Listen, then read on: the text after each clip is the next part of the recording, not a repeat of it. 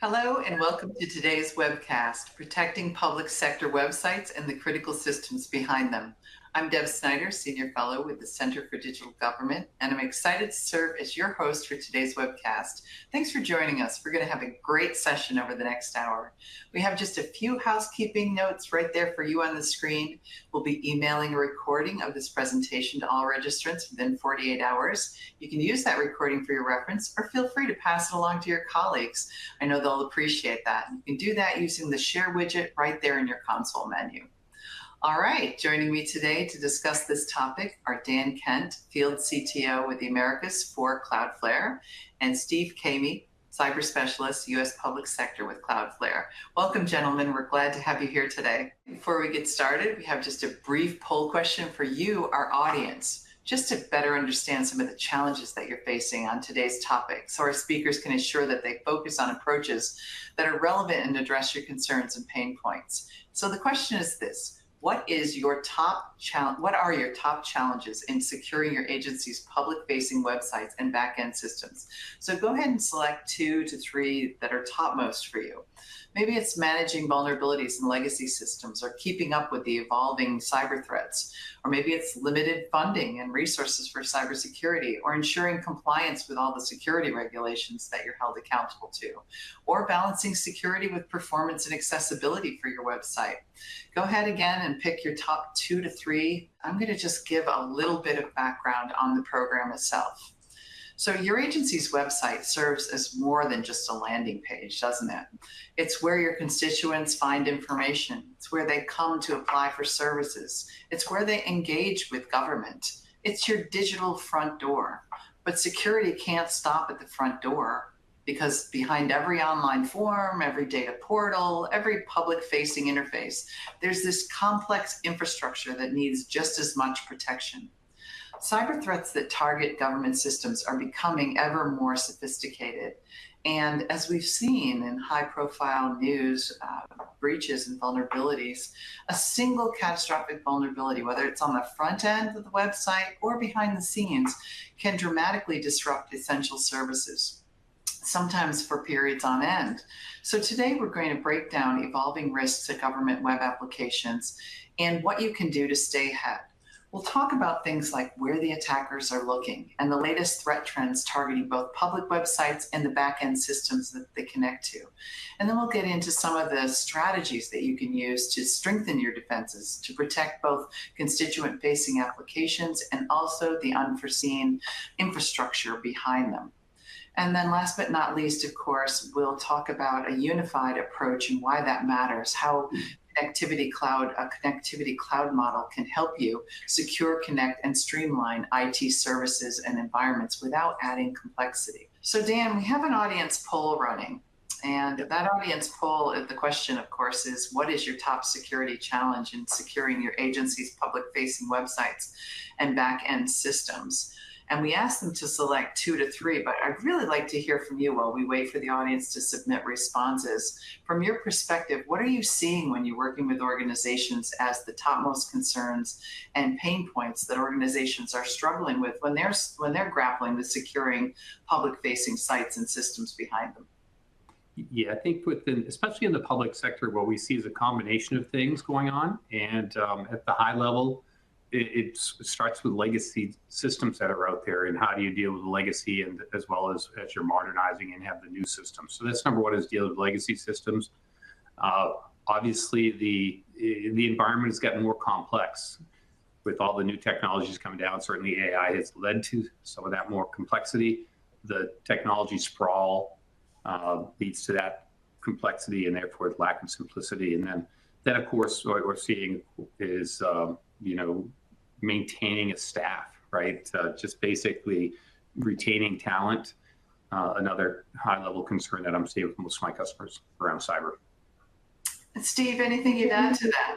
I was, Dan probably touched on something like this, but I was thinking about that balance that needs to be stricken between, improving the user experience and making things simple and easy, while at the same time, strengthening cybersecurity against today's threats. There's that dichotomy, and I think it was reflected really well in the NASCIO top 10 for 2025, right? This idea that there's a big push, to do both of these things. Yeah, it's all about the user experience, and truly, I mean, if we're not delivering on that, that's the end goal, right? So that's something you got to think about going in, as well as securing the environment. All right, well, let's take a look at what our audience thinks. It looks like managing vulnerabilities and, oops, no, I'm sorry, correct myself here. It looks like keeping up with evolving cyber threats is top of mind, followed pretty closely by managing vulnerabilities in those pesky legacy systems and ensuring compliance with security regulations. It looks like balancing performance and accessibility is kind of down there on the pole. They seem to be handling that pretty well, and it looks like there are resource constraints, but not as bad as keeping up with the evolving cyber threat landscape. And we're going to talk about that today. So hopefully some good insights into how to deal with that. All right, let's get started and jump right into our fireside chat, shall we, gentlemen? All right, so Dan, what are the most common attack vectors that you're seeing targeting public sectors today, and how have they evolved in recent years? Sure. I think probably similar to what was in the last year and the last 2 years, but DDoS are still the number one attack vector. Luckily, a lot of those don't get through. They're fairly simple, volumetric typically, but they're still happening. And with the hacktivism that's still out there, leveraging DDoS, it seems to be the tool of choice for that. We saw it with some of the universities during the Israeli conflict that was going on. So some of the hacktivists were using that tool for some of the universities. But we're also still seeing phishing. So phishing is probably the number one attack that gets through. Obviously, they get through for various reasons, whether it's to drive in some ransomware or to drive some credentials, stealing credentials. And those will continue, I think, even though we put lots of tools in place. There's also a training aspect that's needed around for the phishing as they get more and more complicated. Well, I'm sure we'll talk a little bit more about that. And then of course leveraging or attacking the websites through SQL injection, and it's still there. It's further down the list, but still a viable threat. Yeah, sure. All those things that we know and have experienced, like website defacement, non-automatic bots and scrapers and all those things, are still out there, right? In addition to a few new tricks. Steve, any thoughts from your perspective? Yeah, I was going to mention that too, like the OWASP, they manage the top 10, right? And other things rise to the top, things like cryptographic failures and access control type failures. You're absolutely right. But we can't lose sight of these things that we know about. But as we modernize these applications, we need to keep those top security risks in mind, in addition to the latest threats. Indeed. So Dan, back to you. We know that government organizations often struggle with securing both the public website and that back-end system that power them, right? There's just so many entry points. What are the biggest blind spots to be aware of that leaders should be thinking about? You think I'm not sure if it's a blind spot, but it's certainly available out there. I would say the one blind spot really is to do with the modernization of the applications that are out there and the dependencies on third party to make the systems work. So that introduces what we call APIs. And it's one of the areas that I guess if there was a blind spot that most of our customers have, it's the fact that they're probably using more APIs out there and have more API endpoints than they realize. In our own surveys that we've seen, in our own work that we've done with customers, we typically find 30% more API endpoints than our customers realize they have. And we use tools like ML tools to find them. And so those basically are, expanding your threat landscape. It gives the, access to the attackers if they figure out how to get there and use those. So that's probably the one real blind spot that we see with most of our customers. But I also think that, when you look at AI and what AI is doing, not just from the fact that these AI models are actually scraping websites and grabbing data from the public websites, private websites. They're trying to, let's face it, the AI models are trying to get everything that's on the internet to be part of their training. And how do they do that? They scrape everybody's website. So that's an area that we talk with customers about. And one, you have to know what's happening and how many of these tools are actually scraping your website, and then we give them the ability to stop the scraping. Especially if they go deeper into your website, they can get some information that you might not want. On the commercial environments, they can do getting some proprietary information if you have it out there. So you look at the AI scraping. You also look at how AI tools, when you enter data, or your users enter data into AI prompts, the models again could save that information that's in the prompt and leverage that for their training process. So another area that we tell our customers a lot about, say, hey, you got to be aware of this new motion that's created by AI systems that are trying to get information to learn from, and how that could impact your, whether it's intentional or non-intentional data exfiltration from your environment. Yeah, the point that caught my ear that you made, Dan, was the services issue, the dependencies on third parties and services. I had thought about the misconfiguration options and risk there, but I had not thought about, kind of taking inventory of what you're dependent on upstream. Sure. Steve, your thoughts? And you just said the word I was thinking, right? That idea of an inventory. There's NIST put out a new initial public draft on a specification 800-228, and one of the things they pointed out around APIs is that lack of visibility around the inventory of those APIs. So Dan, you hit on that really well, right? Like there is essentially a blind spot if there's a number of APIs out there that we don't really know that they're even there, right? The first step is knowing that it's there before we can start authenticating, authorizing, and so forth. So I think that's a really important point to underscore.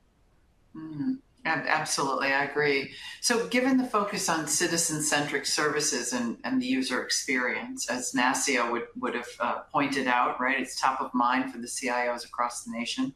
How can organizations balance cybersecurity with the need to keep public websites accessible and user-friendly? I think this is a common question that every developer asks, or if they're not asking, their leadership is asking, right? It's not like they're going to get more money or more time to do all of that, but it's now expected. There's this concept called shift left. And what that really means is, how do you get, do more of your security up front in your development? And if you do it right and you build an architecture and infrastructure properly, it should not be substantially more to do that. And the savings that you get if you prevent some of the vulnerabilities from getting to a real world product more than pays for the cost of doing the tooling up front to do some of the testing. So this concept of shift left really is about, one, making sure you're training your developers on what it needs to put security and review vulnerabilities up front in your development phase, but also the tools that you use, whether it's static testing or dynamic testing. That's part of the CI/CD that, again, the intent is to get any of these open doors or vulnerabilities early on in the development phase, so that before you ever deliver that product to market, that it's addressed and resolved. Building purposefully with security and privacy as an outcome. Yeah, absolutely. Steve? And then Dan, like I was just going to add to that, from the public facing type of things, the types of modern technologies that are available today that really reduce friction, right? So for example, things like, passkeys, right, for multi-factor authentication. It's really, really simple to start adopting that. And as we start building things like, whole of state, sort of portals, right, to have a single login with a simple, frictionless, type of experience. And another way is, getting past stuff like the CAPTCHAs, right? How many people get frustrated with like, oh, is that a traffic light? What picture do I click, right? There's more modern ways of verifying that people are humans, right, and to ward off bots. So there are modern technologies like that have evolved, right, with the times to make things a lot easier on that end user. It's a good point. I think 5 years ago it's security versus functionality, or security versus frictionality, and it's not that way anymore. They've been really working on building tools that have no friction or very little friction for the end user. So if you haven't looked at recent tools, as Steve said, how do we get around capture? And you can get the same capability without having to go through the difficulty for the citizen or the user. There's a lot that we're focusing on to make that as frictionless as possible, but embed security along the way. Absolutely. Only add friction where it's necessary, where you need to increase trust because of risk, right? All right, I'm going to let our speakers take a brief breather while we do another audience poll question. just to get, again, a sense of your views and perspectives. So this one is, which cybersecurity measures do you think have the greatest impact on improving your agency's website security? And here we want you to just limit it to your top 2 concerns. Is it implementing zero trust security principles, enhancing against DDoS attacks through protection and bot mitigation, strengthening identity monitoring or verification and access controls, improving real-time threat monitoring and incident response, or conducting regular security audits and penetration testing? So while our audience submits their responses, again, Dan, Steve, from your experience in talking and working with organizations globally, which cybersecurity measures make the most sense to prioritize and why? Yeah, I think we can prioritize, but all of those are very important to do, and you really need to have them all in your bag of tricks and working on all of them simultaneously. I always start with visibility, though. You don't know if you can't see it, you can't protect it. So I start with visibility, and a lot of the, especially the larger agencies, the larger governments struggle with that, whether it's because of the sheer size or the silos that are created by the organizational infrastructure. But it's super important that if you're not going to have a single visibility, nobody ever is, it's really impossible to get a single pane of glass, but you really need to have panes of glass that are true in providing the real picture. So I would start obviously with visibility as number 1. I believe that you start with zero trust with identity and access, and you have to start there because from there everything rolls on top of that. Everything can be be on top of that as an infrastructure. So put in a really good identity and access control policy and make sure you have the tools that are in place, whether it's your devices or your people, and really get an infrastructure that's built that you can then put all of your other policies on top of your, you're going to get your layer 3 infrastructure, then you're going to put your applications, then you're going to put your third party on top. But if you don't have really good control of identity and access, I think you're on a pretty shifty framework that you're going to be leading with. So I would start there. And then, yeah, so that would be there. And then in my mind, and maybe this isn't how you deploy, but this is how you need to think, is how can I automate as much as possible, right? So I'm not sure that's necessarily the third one from a deployment perspective, but I really need to start thinking that early on, what can I automate and how soon can I automate as I'm building out this framework and infrastructure so that I can keep up with the modern threats that are out there. They're just becoming more and more prevalent. They're coming faster than ever. And you just can't do that in a standard manual way. So automate where you can to help offload and start putting your real talented staff into areas that really need their focus. This is where the AI and enhanced or AI embedded tools can really help. Steve, what are your thoughts? And I think it also factors into that conversation we had about understanding where your APIs are. Because a lot of times when we think about identity and access, we think of humans. We don't often think about the non-person entities like APIs, for example. So, circling back to that conversation about understanding what your API is, zero trust principles are all about explicit trust. We don't trust implicitly anymore. We express explicit trust. And the requirement is to understand first, like Dan was mentioning, what you have. If we know what APIs we have and how they're supposed to function, we can then authenticate and authorize them as part of a broader zero trust program. So I thought I'd just highlight that as it's an important aspect, the intersection of, of modern application security and zero trust has a lot to do with identity and access as well. Absolutely. All right, well, let's take a look at what our audience thinks. So it looks like, let's see. Improving real-time threat monitoring is the winner here and incident response. So they're still in the reactive mode, right? And catching it as they come in. But some of the proactive concerns, regular security audits, penetration testing, as well as things like implementing zero trust, driving that defense in depth further on down into the application, the stack, and so on, and strengthening identity verification and access control. And I would agree, just from my humble opinion, that is the foundation, right? Managing digital identities is how you execute on the delivery of good government services online. All right, let's move on.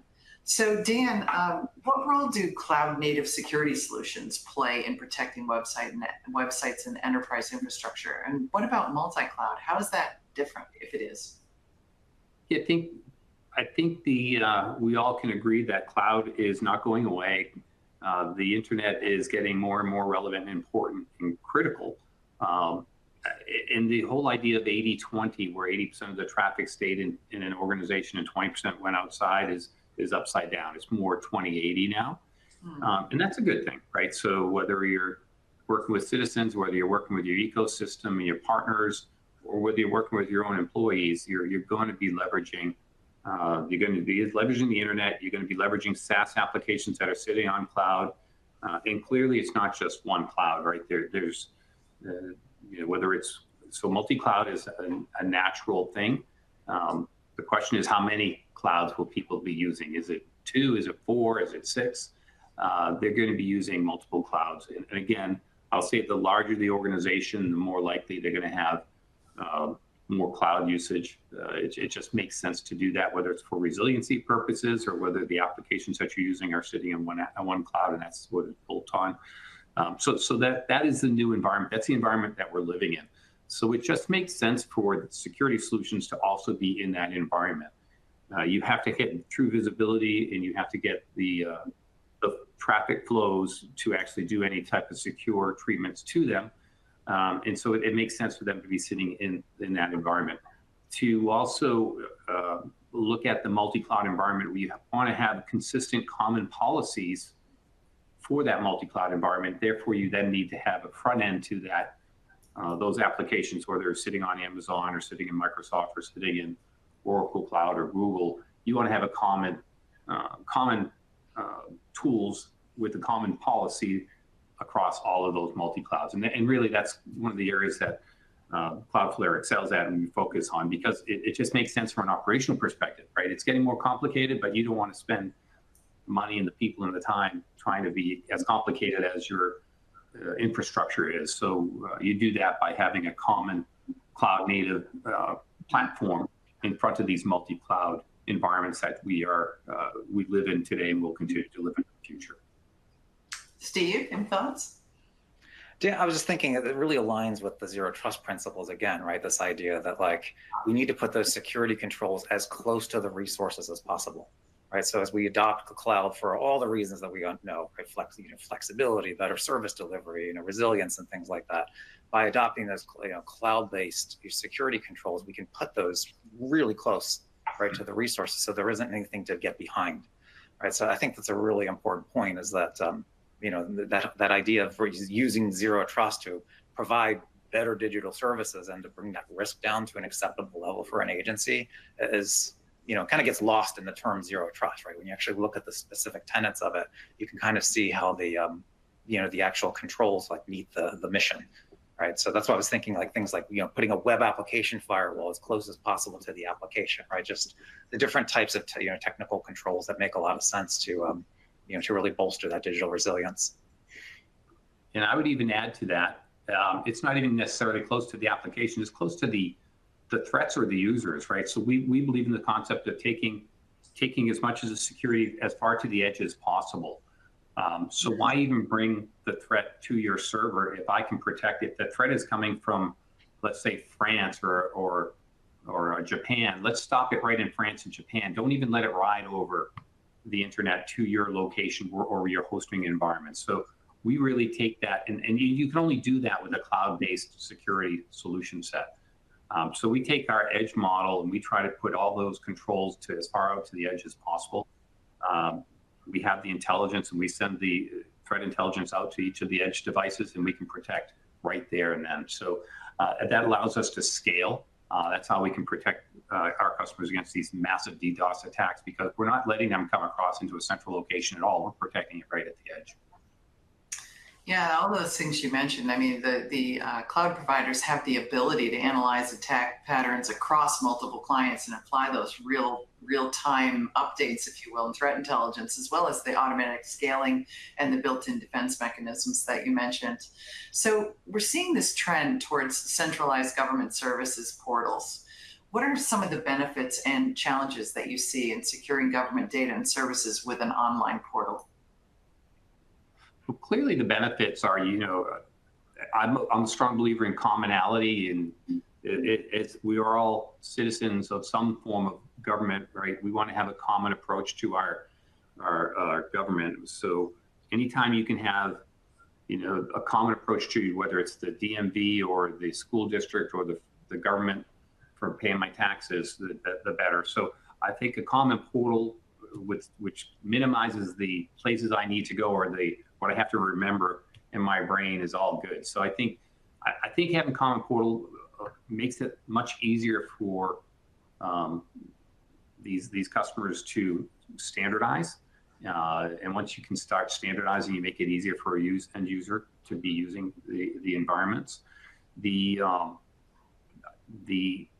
You standardize not only the user experience, but you can start to standardize the security that you put in place as well. So, and once you start to do that, you have common security, you can start bringing down your costs of security.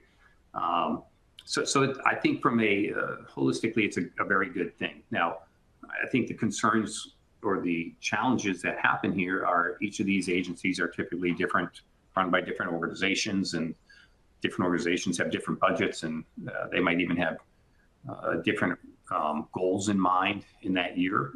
And so how do you maintain a consistency and ensure everyone's on the same sheet of music and driving toward the same goal? And of course, in the government, this is not a single, a 6-month task. This is an ongoing, program that you have to build out. And we all know that, one governor or one mayor might be there for 2 years or 4 years, and then they're gone the next, and it's not necessarily the priority. So consistency along the way is critical. I think there are great examples of where a platform or a portal has been created only to see it after the next person comes in or the budget changes, that it kind of atrophies a little bit. And that's unfortunate. But I think and by the way, it's not, I don't think it's government only. You can see some of that happen within the private sector as well. But that's the hard part, right? When you try to have a very large standard approach to everything with different budgets, different silos, et cetera, it's hard to keep it up to date. It's hard to maintain and, over the life of that, keep that good quality going. So. Sure, absolutely. Steve? I was just thinking about how simple and easier we can provide digital services. I love some of these terms that came out of the federal government, like this time tax and human-centered design, life experiences, right? This idea that a single credential could get me access through any government service, especially at the state and local level, for example. The power of that and providing much better services, which is, I think, ultimately at the end of the day, what every agency's mission is, right? How do we better serve the public? I think it's an incredible step forward. But to Dan's point, there's a lot to consider when we look at the architecture and where the data flows. But I think there's a credible upside potentially, right, with reducing the amount of places that we store government data, right? If we really sort of re-architect the way these solutions work, then perhaps your personal data isn't sitting in every single agency individually, right? So I think there's a lot to think about when we look at the architecture of like a broader whole of government type of service and providing better services aligned with improved cybersecurity at the same time. Okay, well, moving on. We know cyber threats are evolving rapidly. How can organizations best adopt a more proactive approach to website security? Dan, you talked about shift left. What should organizations be prioritizing in that respect? I think, especially from a website perspective, and we're seeing some of the states and local take this on, but a lot of them still have not got there yet, which is, and I'll get real basic with just DNS, protective DNS, right? How many governments are using the .gov domain name DHS is providing this capability for all state governments, and how many are actually using that? Why do you want to use it? Well, it starts with DNS if you're looking at resiliency. That's the first line of defense and redundancy. And it's a great way of, when you have a .gov, it's not only about the resiliency and redundancy, but also then your citizens know that it's a .gov website. It's real easy to know that, and nobody's spoofing .gov website, or I have not seen a lot of that happening in the past. So I think you start right there. Drive that, use what DHS has provided for the government, and then you can go from how do I protect the applications against these cross scripts or SQL injections by tools that we use such as WAF, and putting your websites behind those tools so that you can protect not just your website but also the information, citizens' information, and not have malware get pushed down into your citizens' locations as well. So there's lots of ways of addressing it, but I would start right there, simple things, and then get more creative and get more involved as you go from there. So Jan, just as a kind of a follow-up question, you talked about organizations moving away from legacy systems, and kind of how that is a trend that we're seeing. What are some of the reasons why organizations might hesitate to do that? I've seen it comes down to cost. Typically, these systems might have been created 20 years ago. They're unique. Some of these systems are they're unique to that specific agency or the government. You see this a lot in the federal government, I think in the state government as well, where before you go to a SaaS type commercial off the shelf replacement, you have your processes that might have to be changed to accommodate that standard approach. So it's a combination of, I got to change my overall process that I've been building, using for the last 20, 30, 40 years, or it's an only application. I have to rebuild it from scratch, and if I do that, it's going to cost a lot of money to do that and take years. And so that's typically the reason why we're seeing in terms of the legacy applications that are still there. Legacy infrastructure, I think this is a classic tech that costs money to replace it. How do you go in and do that while you're trying to do all these other great things at the same time? So. Got it. Okay. So Steve, you talked about the reliance on third-party vendors and cloud-based services and how that impacts website security. Can we dive a little deeper into your thoughts on that? I was just thinking about serving up content from third-party sites, right? There's a lot of recommendations that like for example, the formerly known as the U.S. Digital Services would put out guidelines, things that say like, look, don't serve up third-party content like PDF from a third party. There's risks, right, when you start connecting to different sites. Oh, interesting. I'll have to look at that. So Dan, AI is increasingly being used by both attackers and security teams, right? Attackers are leveraging it for more sophisticated automated attacks, and security teams, of course, are battling back by using it to detect and respond to threats more effectively and efficiently. Given this duality of AI, what should leaders be thinking about in leveraging it, leveraging specifically AI-enhanced tools and technologies? Yeah, we could have a whole seminar or webinar just on this topic alone. It's a great topic to talk about. AI is there, so there, to address the duality, there are concerns that everybody should be worried about with AI. We talked a little bit about it with scraping. AI scrapes. AI has web crawlers all over the place, and this is standard operation procedure, by the way. So the first thing you want to do is make sure you understand that. You want to defend against some of the simple things, and I know a lot of the customers actually have stopped the generic use of AI chatbots because they realize that these chatbots are taking from what's put into the prompts and using those to saving those so that they can train from those. And there are cases where intellectual property was actually put in some of these prompts and gone up to the foundation model where it was never retrieved back, unfortunately. So there are concerns around protecting yourselves against data exfiltration with AI, and we talk a lot about that within Cloudflare with our customers. But there's also the great aspects of AI and what it can do for the cybersecurity teams.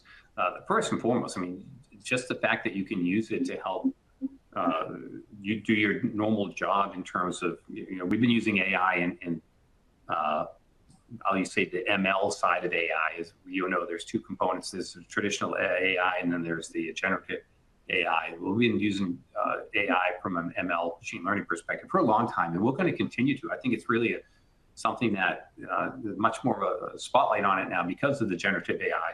But that's what's going to help us get quicker to respond to the threats that are out there, help us find zero-day threats because we're looking at much deeper data sets that have all the threats that we've seen over the last 20 years, and we can learn from those threats and hopefully get in front of the zero-day threats. So well, the first thing I say is make sure that your security tools that you have are using ML.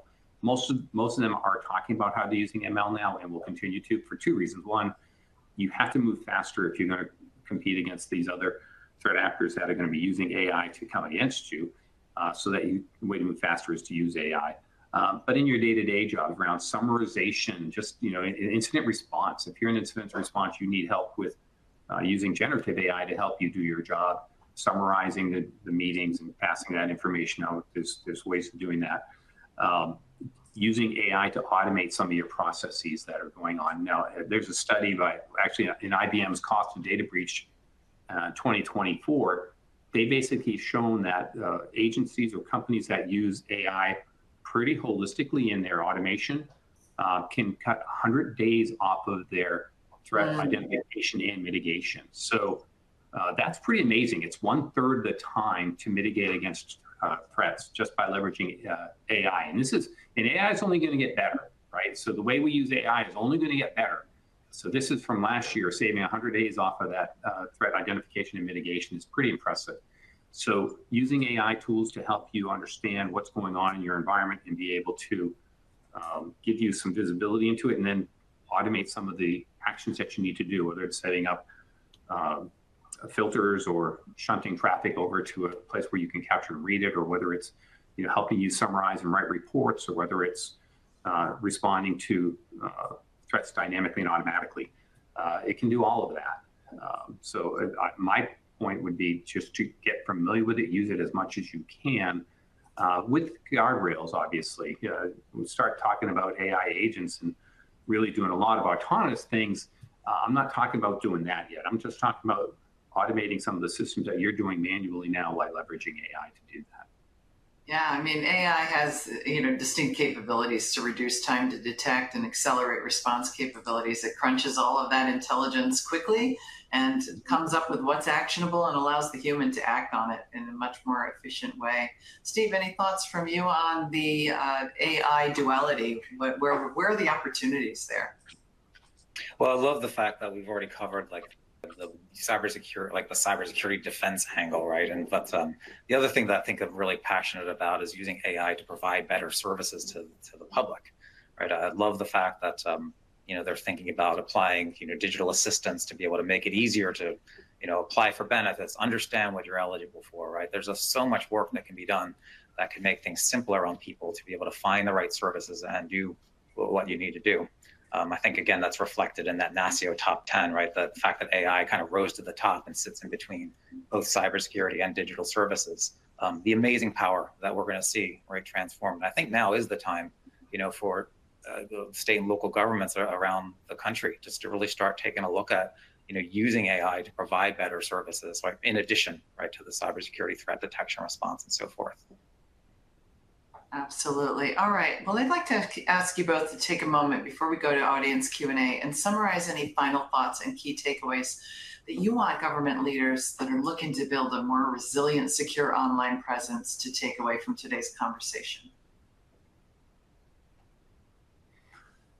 Yeah, I think that we're at an inflection point with the technology. And I think, I probably could have said that 10 years ago with cloud, but I think with AI, it really is a transformational technology that it's not going to just change overnight. This is going to be a long term. I think it's time to sit back, at some point you have to sit back and get out of your environment. I know a lot of the survey came back and said our incident response was #1, and it's always going to be #1 in a security environment. So I think you have to acknowledge that, but from a leadership perspective, take a step back and have a strategic conversation.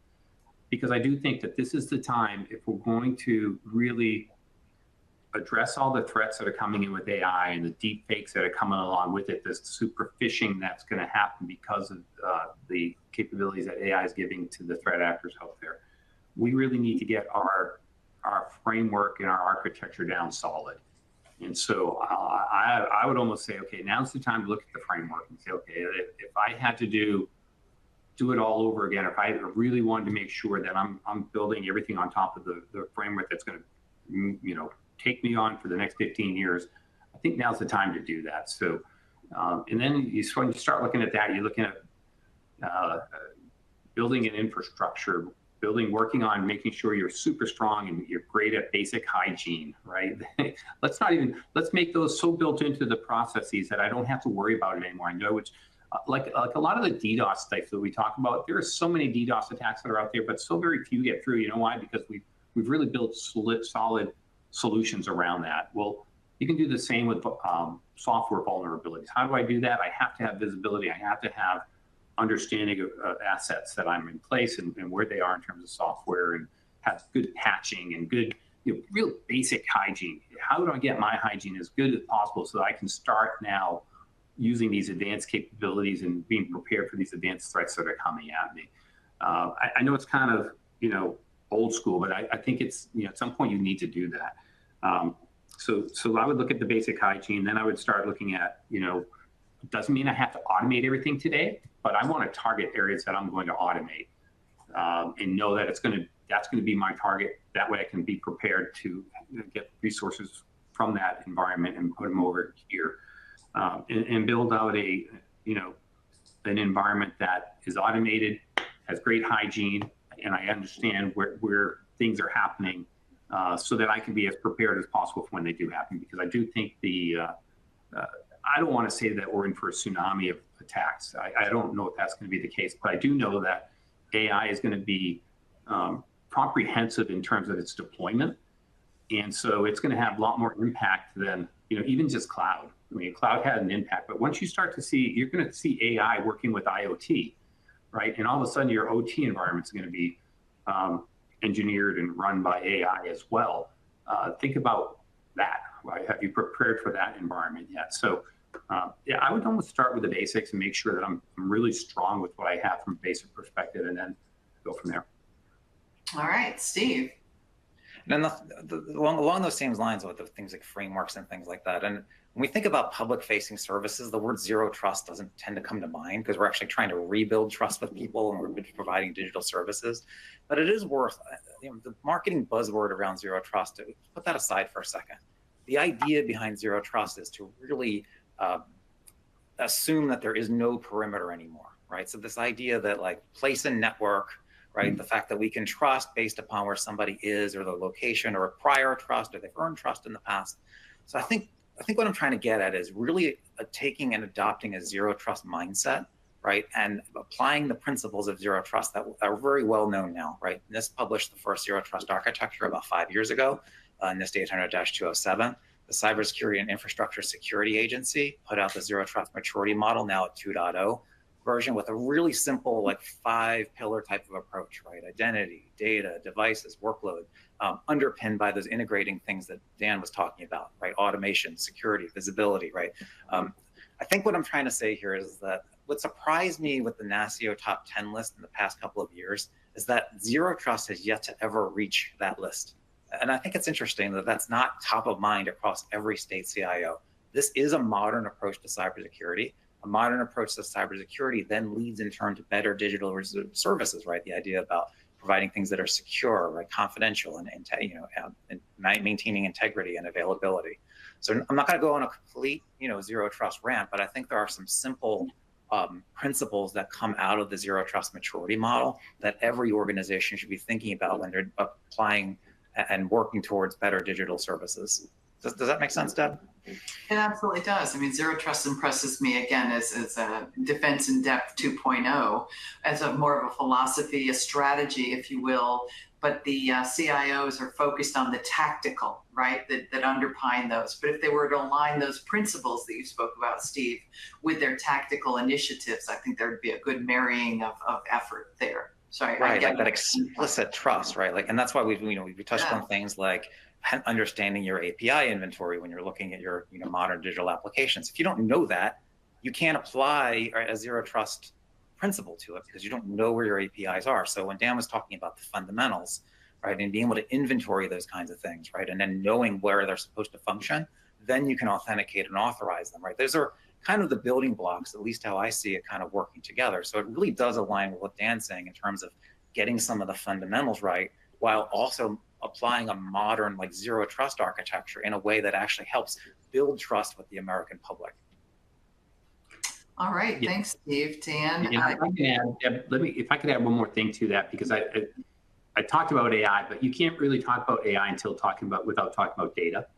And so I think, the CISO's role in data was probably more around protecting data and protecting against data exfiltration. But AI is based on data, and data, you're going to see that data becomes more important than ever before as it's helping make more important decisions than ever before. And so it's not just about data exfiltration, it's about data categorization and how do we make data that really is clean and can be used to make hard decisions. And that's not just in the cyber world, that's across every government agency, right? It really becomes super important. And I think there's going to be a deeper relationship between the CISO and the CDAO, or whatever, if they have an agency lead for data. That role is going to be super important, and how they work together is going to be super important. a comprehensive data strategy, data governance strategy really helps. And I think very few organizations have begun the work of collecting an asset inventory around their data, specifically around their data. So those are all great, great insights. Thank you both, Dan, Steve. All right, in the time we have left, let's take a question or two from our audience, shall we?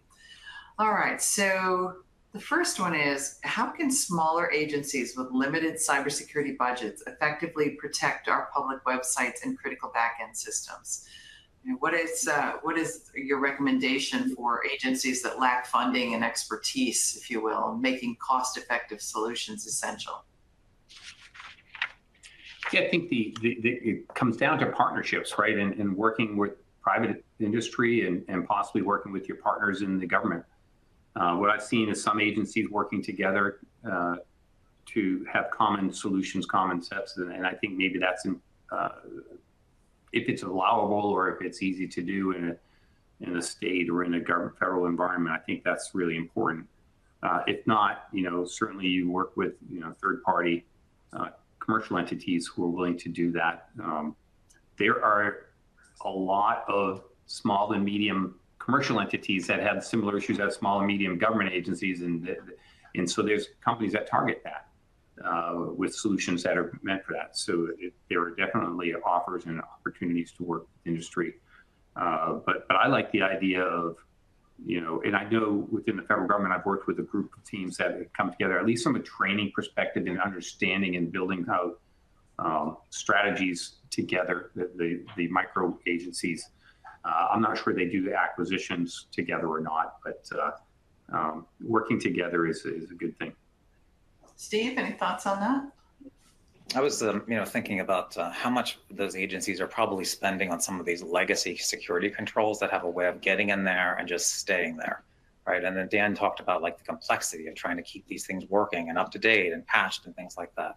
I mean, everyone knows, right? The promise of the cloud was to help drive better outcomes and better efficiency and things like that. And there's a reason why a lot of the vendors, including us, are putting together cloud-based solution portfolios, because they're a lot more efficient.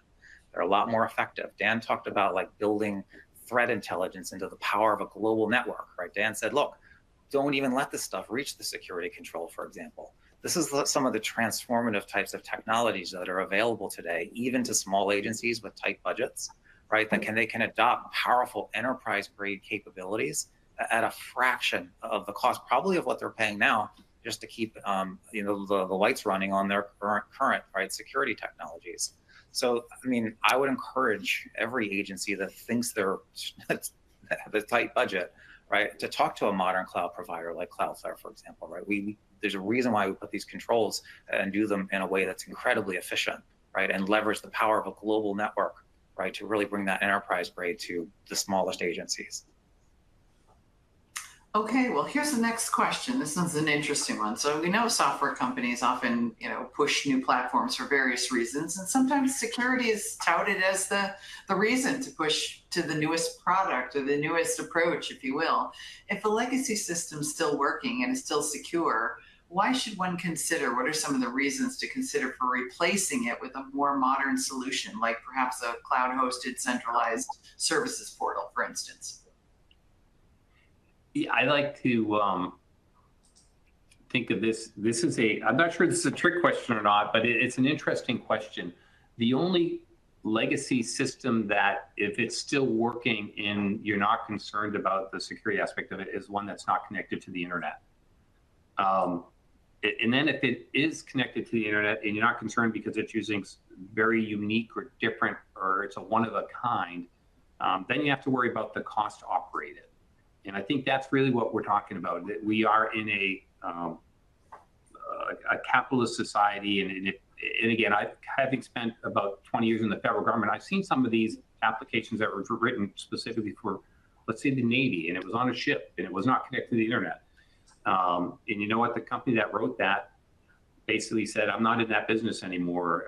But if you want me to support it, I'm going to charge you $1 million a year to support it because it's a one of a kind that doesn't exist." So you get that cost issue of supportability. If it's not that scenario and it's more of one that was using commercial software that was written, 10 years ago, that, it's working fine for you and you don't think there are vulnerabilities, there's probably more vulnerabilities than you realize. You just don't know what they are.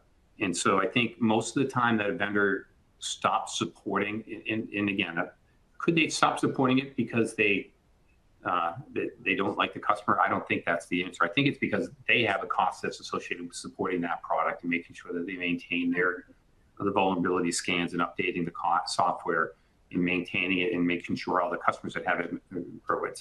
And that was a shift we saw with Microsoft when all of a sudden Microsoft said, we're only going to do it in the cloud, because the tail of supporting multiple releases of software with many or thousands or millions of customers over time is very expensive for a company. And so by going to the cloud, it actually saved them money from a supportability perspective, but it also ensured that their latest capabilities and offers were given to the customers. So I look at cloud as that sense as being a win-win.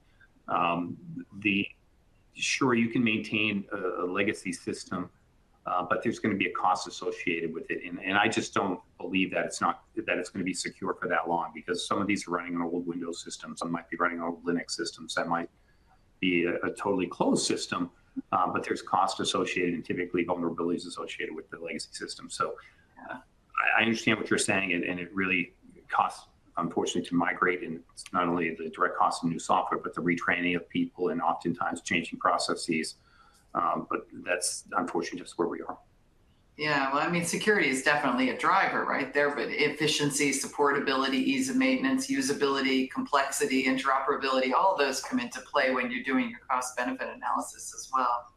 Yeah. All right, another question that I want to just squeeze in before we have to end. What training should staff receive to minimize the risk of misusing AI in their daily tasks? That's an interesting one. Steve, do you want to jump on that, or do you want me to? Oh, you can go start. Go ahead, start. So I think that this is you can go to the School of YouTube. I wish there was an actual class. I am sure, certainly we're willing to help educate our customers on that. This is a real problem set that is out there today that we talk with a lot of our customers about. I don't know if in AI curriculums, this is growing so fast that I couldn't even say, hey, go to this institute or go to this traditional training environment for this. But certainly I would recommend that you go to Cloudflare's website. We can talk about that. There's a lot of other folks that are talking, and you're going to be seeing a lot of training on AI. You absolutely need to train your employees on using AI and what's good to use AI. Now, I will say that if you're an enterprise or if you're a large agency, if you get an EA with these AI companies like a Google or Claude, or it's not Claude, it's Anthropic, OpenAI. If you get the enterprise agreement, you'll be leveraging their API models. And when you use their API models, then they will not be using that data to train on for their foundational models. If you're not using, you don't have an enterprise license, then in their licensing that you use as a citizen or just a public, they will capture that data for a later time and they can possibly use it. So yeah, unfortunately, I can't tell you where to go specifically, but I would tell you to go talk with your Cloudflare account rep, and they can connect you up with a session. We can talk about how to protect yourself against AI, how to leverage AI in defending your environments as well. All right, I want to be respectful of our time commitment, gentlemen. So we're going to wrap it up here, but in closing, I'd just like to thank you both, Dan, Steve, for sharing such wonderful and impactful insights on today's webcast. I'd also like to thank Cloudflare for making it possible to have this important discussion today. And of course, thanks to you, our audience, for spending time with us. To access a certificate of attendance, you can just simply click on that certificate widget in the console menu. And we look forward to seeing you again soon at another government technology event. For Government Technology, I'm Deb Snyder. Stay safe and have a great rest of your day. Thanks again, Steve, Dan. It's been a pleasure. Thank you.